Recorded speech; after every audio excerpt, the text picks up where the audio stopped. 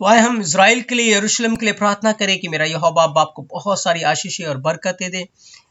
धन्यवाद अब्बा यीशु मसीह में हम प्रार्थना करते हैं इज़राइल के लिए, यरूशलेम के लिए कि यहोवा बाप इज़राइल को, यरूशलेम को शलोम की आशीषें दें।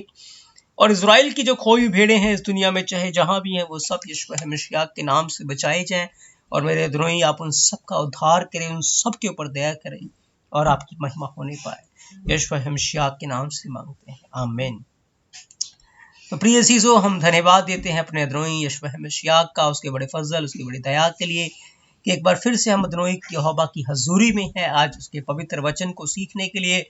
और सच में यहोवा का वचन जब खुलता है तो प्रकाश होता है, और जो भोले लोग हैं वो समझ को प्राप्त करते हैं। प्रिय अज़ीज़ों, तो आज हम यहोवा अब्बा के पवित्र वचन से सीखने वाले हैं। मधु से भी मीठा है यीशु मसीह का कलाम, उसका दबेर, उसका वचन।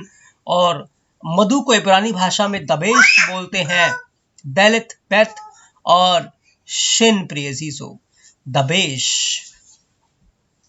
और आज हम सीखेंगे कि कैसे यहोवा अब्बा का जो पवित्र वचन है वो सच में हमारे होठों के लिए मधु है। वो मधु सा है। और जब आपके जीवन में ये मधु से भी मीठा कलाम वचन आपके हृदय में रहेगा, आपके हृदय में आएगा, आपके जीवन के अंदर आएगा, तो किस प्रकार से आपके जीवन के अंदर तब्दीली आ जाएगी, बेदारी आ जाएगी। और हमें ये बातों को समझना, जानना बहुत जरूरी है। प्रिय अज़ीज़ों, मेरा द्रोही आपको बहुत सारी आशीषें और बरकतें दे। और आए हम इस बात के विषय में सीखें, इस बात के विषय में जाने। प्रिय अज़ीज़ों, जब आप भजन संहिता 119 अध्याय उसके 103 वचन को पढ़ते हैं तो लिखा है कि तेरे वचन मुझको कैसे मीठे लगते हैं, वे मेरे मुंह में मधु से भी मीठे हैं। दाऊद इस बात को लिखता है प्रिय अज़ीज़ों कि यहोवा एलोहीम, तेरे वचन मुझको कैसे मीठे लगते, वो मेरे मुंह में मधु से भी मीठे हैं। जब दाऊद यहोवा के वचनों को पढ़ता था, उसके वचनों के ऊपर वो अपना ध्यान लगाता था, वचनों के ऊपर मनन करता था, तो जब वो उपदेश दिया करता था या भजन गाया करता था या बताया करता था, तो यहोवा के वचन की बातें निकला करती थी। और जब उस वचन को लोग सुनते थे तो तृप्त होते थे। क्यों? क्योंकि वो वचन मधु से भी मीठे हैं। कई बार हम लोगों की बातों को सुनते हैं, कितने मन भावने और अच्छे लगते हैं। उन बातों को सुनकर हमें बड़ा अच्छा लगता है, सुकून फील होता है। लेकिन कई बार हम ऐसी बातों को लोगों से सुनते हैं जिसको सुनकर बड़ा मूड खराब हो जाता है, और हम सोचते क्यों हमने इन बातों को सुना। क्यों? क्योंकि उनके होठ कड़वे हैं। पेट मीठा है लेकिन होठ कड़वे हैं। वहां पाप है, वहां गुनाह है। क्योंकि दाऊद कहता है यहोवा तेरा वचन मेरे मुंह में मधु से भी मीठे हैं। मुंह के अंदर मधु से मीठे। और मधु का जो टेस्ट है वो मीठा है, हर कोई इसको चाहता है, इसको खाता है। वो लिखा है बॉडी के लिए चंगाई का कारण है। तो हमारे शब्द, हमारे वचन दूसरों के लिए ऐसे हों कि जब वो उन वचनों को ले, जब उन शब्दों को ले, तो प्रिय अज़ीज़ों, वो उनके लिए चंगाई का कारण हो, उनके लिए हर्ष का कारण हो, उनके लिए आनंद का कारण हो, ना कि उदासी का और शोक का और भिन्न भिन्न प्रकार की टेंशन्स का और बुराइयों का कारण हो। जब आप भजन संहिता 19 अध्याय 10 वचन को पढ़ते हैं, लिखा है वे तो सोने से और बहुत कुंदन से भी बढ़कर मनोहर है। यहोवा का वचन वे मधु से और छत्ते से टपकने वाले मधु से भी बढ़कर मधुर है। प्रिय अज़ीज़ों, तो क्या आज मेरे और आपके होठों के ऊपर वो मधु से भी मीठा, छत्ते से टपकने वाले मधु से भी बढ़कर मधुर वचन क्या आज हमारे होठों पर है, या इधर उधर की बातें हैं? क्योंकि यहोवा एलोहीम यीशु मसीह अपनी कलीसिया के विषय में ये नहीं चाहता कि हमारे होठों के ऊपर कोई और बात रहे। जब यहोशू से यहोवा एलोहीम ने बात की तो कहा कि व्यवस्था की ये पुस्तक तेरे होठों से कभी हटने ना पाए। इब्रानी भाषा के अंदर, हिब्रू में ये लिखा हुआ है कि व्यवस्था की ये जो पुस्तक है, वचनों की ये किताब जो है, कि तेरे होठों से कभी भी हटने ना पाए, कभी भी हटने ना पाए। ये तेरे होठों के ऊपर रहना चाहिए, तेरे मुंह पे रहना चाहिए। तू इसके ऊपर ध्यान कर, इसके ऊपर चित्त लगा, इसके ऊपर मनन कर, ताकि जब भी तू मुंह खोले, तेरे मुंह से क्या निकले? मधु से भी मधुर वचन, मधु से भी मीठा वचन, जिससे प्रजा के लोग चंगे हो, जिससे बीमार शिफा पाए। लिखा यहोवा अपना वचन भेज देता है और बीमार चंगे हो जाते हैं। और ये वचन कहां से आता है? ये वचन यीशु मसीह में से आता है। ये वचन मेरे और आपके अंदर से निकलता है। ये यहोवा का जीवित वचन है। प्रिय चीजों, जब इजरायली कौम मिस्र की गुलामी में थी, तो यहोवा ने मूसा को चुना, निर्गमन 3:8 के अंदर। और यहोवा ने मूसा को कहा कि इधर आ और मैं तुझे मिस्र के अंदर भेजूंगा, ताकि तू मेरी कौम को, मेरी पवित्र प्रजा को, उनको निकाल लाए और निकाल कर उनको एक अच्छे और बड़े देश में, जिसमें दूध और मधु की धाराएं बहती हैं, दूध और मधु की, शहद की धाराएं बहती हैं, तो ऐसे स्थान में, ऐसे देश में उनको लेकर जाना। बाइबल के अंदर बहुत बार ये जिक्र आया है, बहुत ज्यादा इस बात के ऊपर जोर दिया गया है कि मधु और दूध की नदी वाला देश।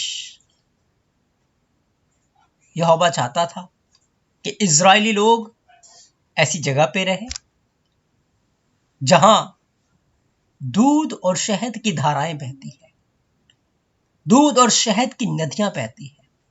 क्यों? ताकि यहोवा ये चाहता था कि जब वो उस दूध में से पिएं, उस शहद में से खाएं, उनके होठ, उनके जूब, उनका मुंह जो है वो मीठा रहे। और जो वो खाए, वैसे ही वचन उनके मुंह से निकले। प्रिय यीशु, यहोवा एलोहीम उनको जंगल के अंदर लेकर आया। और जंगल के अंदर क्या हुआ? वचन बयान करता है, चट्टान में से उनको मधु खिलाया।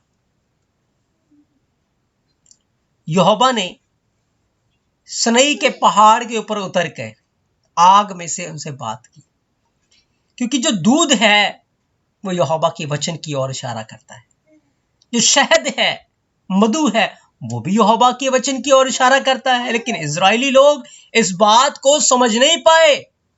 उन्होंने अपने मन को कठोर रखा और वो बलवा करते रहे कि तू मूसा हमें उस देश में से निकाल आया जहां दूध और शहद की नदियां बहती थी, और हमें जंगल में ले आया। क्योंकि उन्हें यहोवा के वचन दूध और मधु के समान नहीं लगते थे, पर उन्हें मिस्र के चिकन, मटन, दुख भरी रोटी, उन्हें वो अच्छी लगती थी। पर यहोवा उन्हें असली दूध और शहद की नदियों में से पिलाना चाहता था, खिलाना चाहता था। और बाइबल बयान करती है कि यहोवा ने जब आग में से उनसे बात की, तो यहोवा का वचन उनके कानों में आया, उनके मन में आया, और वो वचन मधु से भी मीठा था। प्रिय यीशु, वो वचन शहद से भी मीठा था, वो वचन दूध के समान था। लेकिन इजरायलियों ने उस दूध को, उस शहद को रिजेक्ट कर दिया।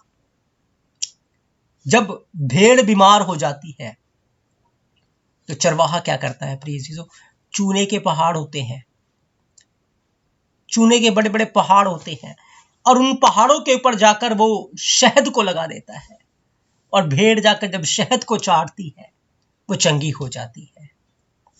जब यहोवा का वचन इंसान के जीवन में आता है, वो बीमारी को काटता है और इंसान चंगा हो जाता है। इंसान चाहे गुनाह से पीड़ित हो, चाहे पाप से पीड़ित हो, वो चंगा हो जाता है, वो शिफा पाता है, क्योंकि यहोवा का वचन हमारी चंगाई का, हमारे छुटकारे का कारण है। प्रिय यीशु, तो यहोवा अपनी प्रजा को, इजराइलियों को दूध और शहद की जहां नदियां बहती है वहां वो लेकर जाना चाहता था, लेकिन उन्होंने क्या किया? उन्होंने बलवा किया। प्रिय यीशु, यहोवा ने उन्हें मन्ना दिया जिसका स्वाद खाने में मधु के समान था। 40 साल तक वो मन्ना खाते रहे, चट्टान में से मधु पीते रहे, चट्टान में से पानी पीते रहे, लेकिन वो असली शहद को और असली दूध को वो समझ नहीं पाए प्रिय चीजों। और क्योंकि वो इन बातों को नहीं समझ पाए इसलिए वो नाश हो गए प्रिय चीजों। आज भी हमारे लिए चेतावनी है, आज भी हमारे लिए सबक है। क्या हम असली दूध और शहद को रोज खा रहे हैं? क्या वो हमारे मुंह पे है? क्या वो हमारे मुंह में मधु से भी मीठा है? क्या लोग उसके द्वारा आशीष पा रहे हैं, या कुछ और ही हमारे होठों के द्वारा लोग लेकर आज कुड़कुड़ा रहे हैं, गुस्से से भर रहे हैं और भिन्न भिन्न प्रकार की चीजों को कर रहे हैं? हम देखेंगे, वचन से पढ़ेंगे। क्या हुआ प्रिय अजीजों, जब आप न्यायों की किताब 9 अध्याय 8 से 12 वचन को पढ़ते हैं, लिखा है कि किसी युग में वृक्ष किसी का अभिषेक करके अपने ऊपर राजा ठहराने को चले। तब उन्होंने जैतून के वृक्ष से कहा, तू हम पर राज्य कर। तब जैतून के वृक्ष ने कहा, क्या मैं अपनी उस चिकनाहट को छोड़कर जिसे लोग एलोहीम और मनुष्य दोनों का आदर मान करते हैं, वृक्षों का अधिकारी होकर इधर उधर डोलने को चलूं?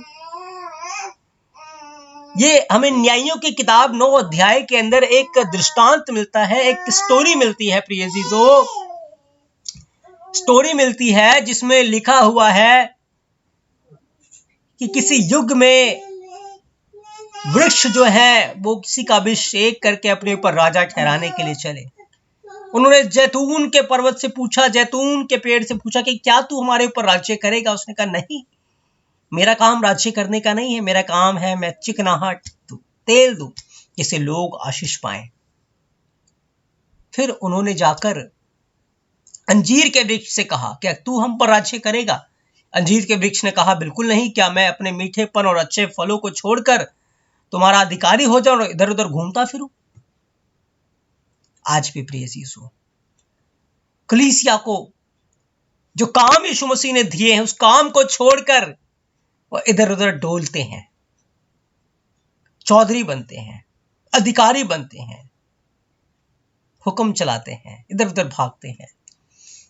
पर जैतून ने उत्तर दिया कि मैं ऐसा काम नहीं करूंगा। अंजीर ने उत्तर दिया, मैं ऐसा काम नहीं करूंगा। और दाखलता के पास हुआ है और दाखलता ने कहा, क्या मैं अपने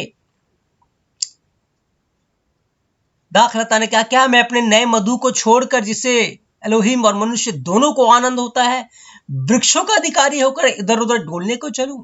नहीं, दाखलता ने कहा, यीशु मसीह ने कहा, मैं दाखलता हूं, तुम डालिया हो। वो मधु देता है क्योंकि मेरे और आपके पास मधु है प्रिय यीशु। हमारे पास दूध है, निर्मल दूध है, जिसे जब हम मुंह खोलेंगे लोग लेंगे और लोग आशीष पाएंगे। तो दाखलता ने कहा, मैं अपने नए मधु को छोड़कर क्या मैं इधर उधर डोलूं? क्या मैं चुगलियां करूं? क्या मैं निंदा करूं? क्या मैं इधर उधर जाकर अधिकारी हूं? बिल्कुल भी नहीं। जिस काम के लिए यहोवा ने मुझे ठहराया है मैं वही काम करूंगा। लेकिन आज कलीसिया के अंदर, आज लोगों के जीवनों में क्या हो रहा है? जिस काम के लिए उनको ठहराया है उस काम को छोड़कर कुछ और ही काम में वो लग गए हैं प्रिय यीशु। सावधान, कहीं हम भी ऐसे में कामों में तो नहीं फंसे हुए। फिर वृक्षों ने झड़बीड़ी को कहा, कांटों की झाड़ियों को कहा कि क्या तू हम पर राज्य करेगा? और झाड़ी ने कहा, हाँ, मैं तुम पर राज्य करूंगा, क्योंकि उसके अंदर कोई फल नहीं है, उसके अंदर कोई भी खूबसूरती नहीं है, कांटे हैं, और जिसके ऊपर वो आएगा उसे कांटे चुभेंगे। आज बहुत सारे लोग झाड़ी का काम कर रहे हैं, उनके शब्द लोगों को कांटे के समान चुभ रहे हैं, और वो क्या कर रहे हैं? वो खुद भी नाश हो रहे हैं और दूसरों के लिए भी नाश का कारण बने, क्योंकि वो फल रहित है। जिनके ऊपर फल है वो अपने फलों में लगे हुए हैं, उस फलों के द्वारा यहोवा को महिमा मिलती है।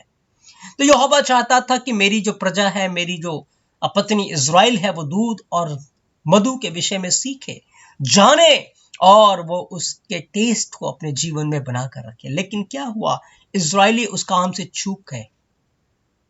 आज वो कलीसिया से चाहता है कि कलीसिया यहोवा के वचनों को अपने हृदय में रखे, यहोवा के वचनों को अपने मन में रखे, और वो उसके मुंह में मधु से भी मीठे हो।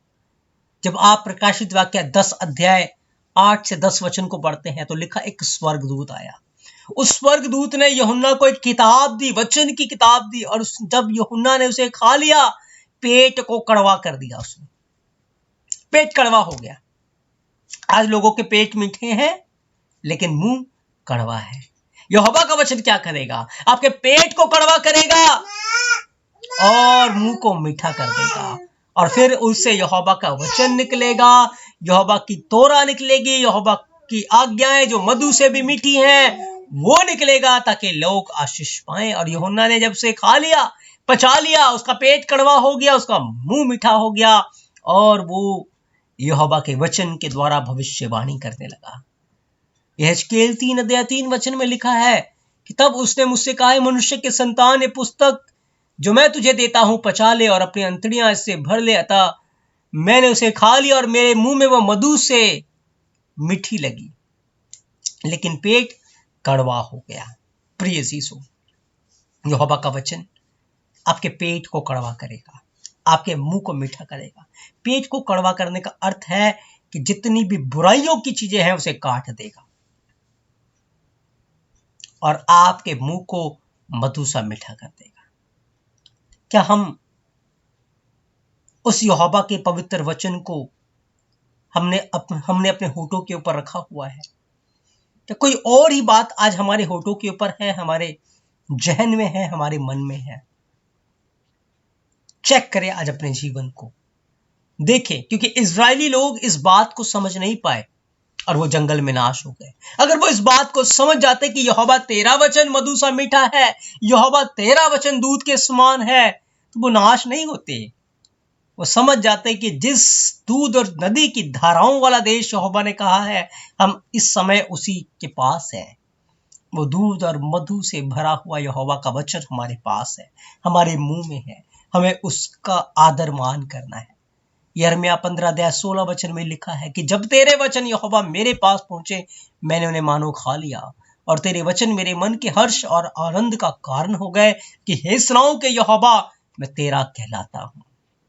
हाँ प्रिय यीशु, आज यहोवा चाहता है, यीशु मसीह चाहते हैं कि कलीसिया यहोवा के वचनों को रखे अपने हृदय में, अपने मन में, क्योंकि वो मधु से भी मीठे हैं, वो दूध से भी ज्यादा उत्तम है। और जब आप श्रेष्ठ गीत 8 अध्याय 11 वचन को पढ़ती हैं, लिखा है, मेरी दुल्हन, तेरे होठों से मधु टपकता है और तेरे जीभ के नीचे मधु और दूध रहता है, तेरे वस्त्रों का सुगंध लोबान के समान है। आज यीशु मसीह अपनी कलीसिया से चाहता है, प्रिय यीशु, एक ऐसी कलीसिया वो तैयार करना चाहता है, ऐसी दुल्हन यीशु मसीह चाहता है जिसके होठों से मधु टपकता हो। क्या आपके होठों से मधु टपकता है? अगर मधु टपक रहा है तो याद रखें, आप समझदार कुंवारियों के समान हैं। आप वो कलीसिया हैं जो यीशु मसीह की दुल्हन है, जो तैयार हो रही है। लेकिन यदि आपके होठों से कुछ और ही टपक रहा है तो फिर आप सोच लीजिए कि आप नाश होने की ओर हैं, नाश की कगार पर है। इसलिए प्रिय यीशु मसीह अपनी कलीसिया से चाहता है कि उसकी कलीसिया, उसकी दुल्हन के होठों से क्या टपके? मधु टपके। उसकी जीभ के नीचे मधु और दूध रहता है। किसके? दुल्हन के, कलीसिया के। क्योंकि यहोवा चाहता था इजरायली लोग ये सीखे कि दूध और शहद क्या है। वो चाहता था कि इजरायली लोग दूध और शहद को अपने मुंह में रखें। वो जीभ के नीचे मधु और दूध के समान रहता है। क्या आज मेरे और आपके जीभ के नीचे यहोवा का वचन मधु और दूध के समान रहता है, या कोई और ही बातें हैं? गुस्सा भरा हुआ है, कड़वाहट भरा हुआ है, जो सामने आ रहा है हमने उस पर सारा कचरा डाल दिया और वो उसके मूड को खराब कर दिया। प्रकाशित वाक्य 22 अध्याय 17 वचन में लिखा है, आत्मा और दुल्हन दोनों कहती है आ, और सुनने वाला भी कहे आ। धन्य है वो लोग जो सुसमाचार की बातों को सुनाते हैं, उसे वो बयान करते हैं, और वो उनके मुंह में मधु सभी के समान है, दूध के समान है। प्रेज़ यीशु। इजरायली लोग इस दूध और मधु की धारा को नहीं समझ पाए और वो जंगल में नाश हो गए। पर आज मेरे और आपके लिए, कलीसिया के लिए बहुत जरूरी है कि हम दूध और शहद को समझे प्रिय यीशु, क्योंकि मुझे और आपको एक ऐसे देश में जाना है जहां दूध और शहद की धाराएं बहती है, वो स्वर्ग है। लेकिन वहां जाने से पहले मेरे और आपके होठों के ऊपर मधु टपकना बहुत जरूरी है, जीभ के नीचे मधु और दूध का रहना बहुत जरूरी है, हमारे वस्त्रों का सुगंध लबान के समान होना बहुत जरूरी है। क्योंकि वचन कहता है, पौलुस कहता है कि तुम मसीह की सुगंध हो, लोग तुम्हें सूंघते हैं, तुम मसीह की पत्री हो, लोग तुम्हें पढ़ते हैं। प्रिय यीशु, हमारे होठ लोगों की आशीष का कारण बने, लोगों को आशीष देने के लिए इस्तेमाल हो, ना कि लोगों को श्राप देने के लिए, लोगों को निराश करने के लिए, पर प्रिय यीशु यहोवा की महिमा के लिए हो, यहोवा की आदर के लिए हो, उसके वचन से भरा हो।